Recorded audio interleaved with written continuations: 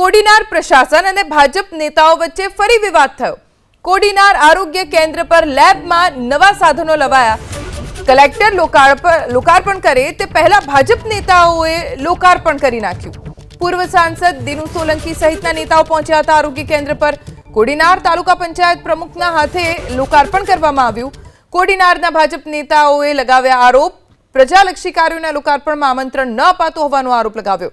માત્ર કલેક્ટર જ ઉદ્ઘાટન અને ખાતમુહૂર્ત કરતા હોવાનો આરોપ લગાવ્યો। અને સરકારશ્રીમાંથી પરિપત્ર છે કે જે પણ કોઈ પદાધિકારીઓ હોય એને આમંત્રિત કરવા અને એમના હાથે લોકાર્પણ કરવું। પણ અહીંના અમારા સંગઠનમાં તો ચલો બોલાવી નહીં તો ચાલે, પણ સંગઠનમાંથી જે ભાજપની પાંખમાંથી ચૂંટાયેલા પ્રમુખશ્રીઓ છે એમાંથી કોઈને પણ સૂચના આપવામાં નથી આવી કે તમે આ કોઈ કાર્યક્રમની અંદર હાજરી આપજો। કલેક્ટરશ્રી દ્વારા તેમના હાથે ડાયરેક્ટ બધીમાં ઓપનિંગ કરી અને લોકાર્પણ કરી નાખવામાં આવે છે। જ્યારે પરિપત્રની અંદર ચોખ્ખું લખેલું છે કે પદાધિકારીઓને આમંત્રિત કરવા અને એમના હાથે લોકાર્પણ કરવું, પણ જે સદંતર એનો જાણે અવમાનના થઈ રહ્યું એવું લાગી રહ્યું છે।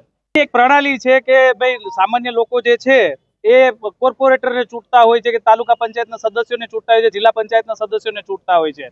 તો એ જ્યારે કામ પણ એમને પાસે લેતા હોય તો એમની પણ એક આશા હોય છે કે ભાઈ અમારા દ્વારા આ બધી વસ્તુઓનું લોકાર્પણ થાય જેથી લોકો સુધી અમે અમારી વાત પહોંચાડી શકીએ કે ભાઈ આ સરકારશ્રીની ગ્રાન્ટમાંથી આવેલું છે અને સરકારશ્રી દ્વારા આ કામ થયેલું છે, જેથી અમે જ્યારે સામાન્ય લોકોને ત્યાં જઈએ તો અમે અમારી વાતને રજૂ કરી શકીએ।